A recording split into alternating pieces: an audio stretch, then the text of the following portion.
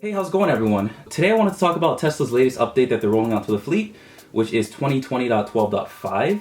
They're still, of course, rolling it out, but my car actually got the update yesterday, so I've been messing around with it. It's kind of cool, just a few little features that are new, nice little improvements.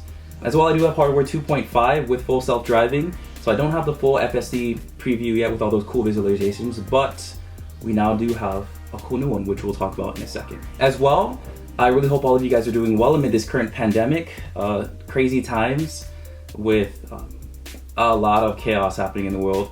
But let's just all stay safe, do what we can, appreciate our healthcare workers, and appreciate what we do have, and also be there for our friends and family who may need some help.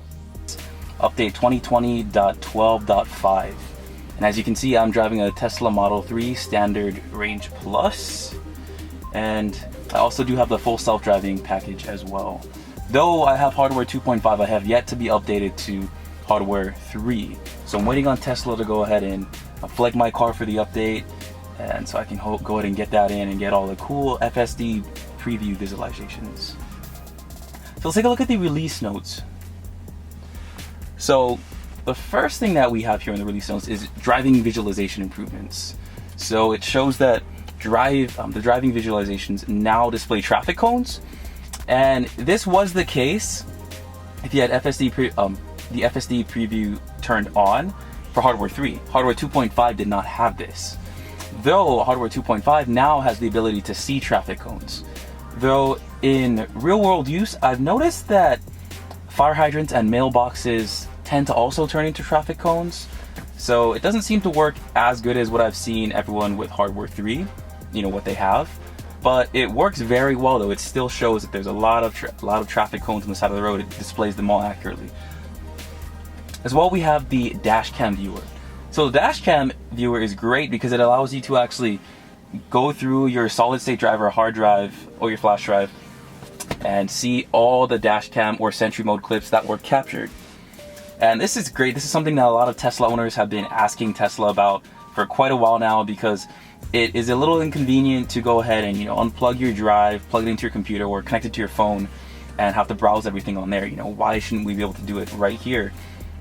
We've asked and Tesla has provided. Here we go. And lastly, we also have the out of order supercharger stalls.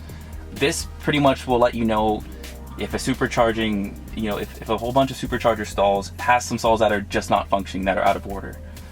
And I've seen some people display this feature, and it will actually give you a warning prior to navigating to your supercharger stall.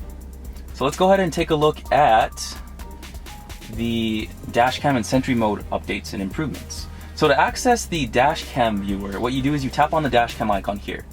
Usually when we would tap on that, it would actually save the last 10 minutes of footage into the save folder. But now, actually, it brings up two options. Save footage, so it's a little extra step to save footage, unless you have the steering wheel toggle enabled. Though, right below that is the Launch Viewer button. So when we do that, it'll go ahead and it'll load our clips.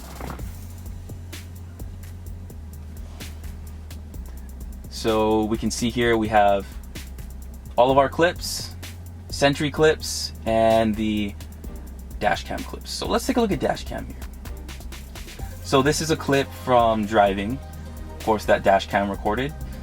And as you can see here, it shows all the 4 cameras that it uses to go ahead and capture footage. So it defaults with the front camera being played large, and you can see the left repeater camera here, so just tap that to switch immediately.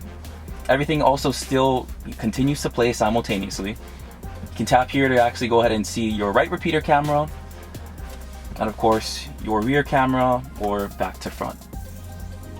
As well, if you want, you also have the ability to scrub here, throughout the 10-minute clip that was saved. You can go ahead and scrub on the bottom here, and everything stays in sync.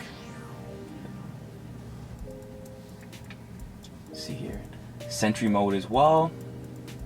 Let's take a look and see if we can find a random clip.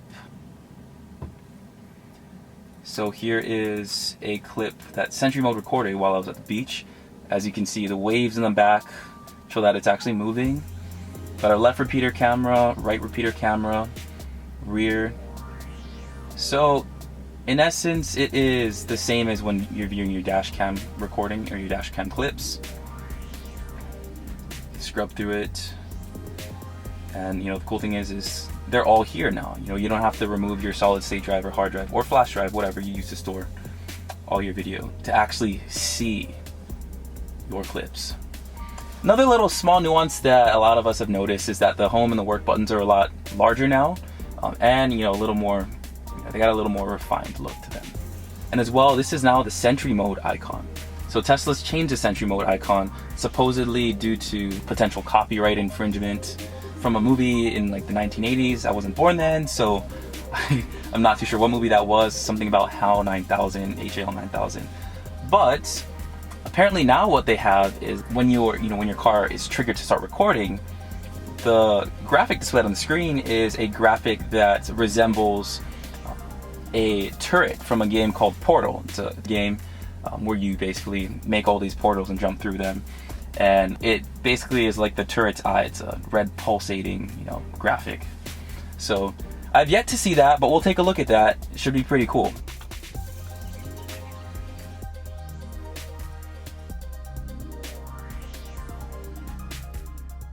Then lastly, of course, let's take a look and see what the cone recognition brings up.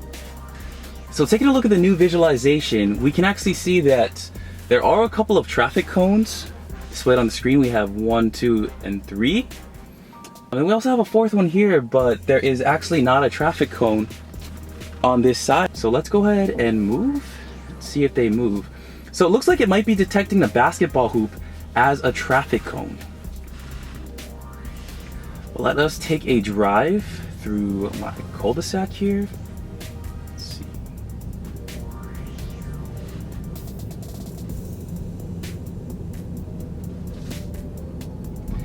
So it shows a traffic cone there, but there is not one. There is a mailbox. Oh, that was a tree. Let's see.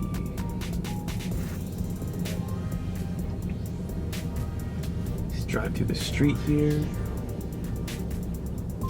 So it shows one there. That's actually a fire hydrant.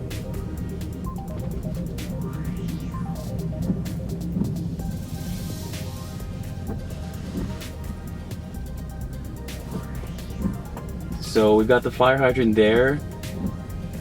It was detected as a traffic cone for a second, I'm guessing. Now let's drive down and see what else on my street is a traffic cone.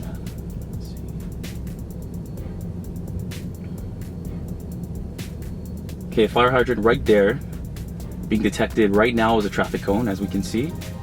So the fire hydrant is a traffic cone, I guess.